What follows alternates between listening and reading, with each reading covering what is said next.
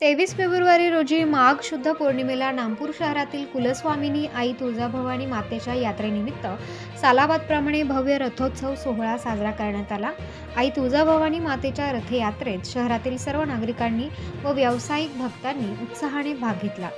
मालेगाव शहरातील जलदूत व सैनिक मित्र डॉक्टर तुषार शेवाळे यांनी मिरवणुकीत सहभागी होऊन विलक्षण आनंद वाढवला। तुळजाभवानी माता मिरवणुकीचे आयोजक भक्तगणांनी व डॉक्टर शेवाळे यांचे स्वागत केले। डॉक्टर शेवाळे यांनी मिरवणुकीत माता भवानी रथाचे नतमस्तक होऊन दर्शन घेऊन पूर्ण सहभाग घेतला। नागपूर शहरातील रथोत्सव मिरवणूक आयोजकांना धन्यवाद देऊन रथ मिरवणुकीचे मनपूर्वक कौतुक केले। जवळपास 15 दिवस चालणाऱ्या यात्रेची आर्थिक उलाढाल ही मोठी होत असते। परिसरातील सर्व भाविक यात्रेचा आनंद घेत असतात।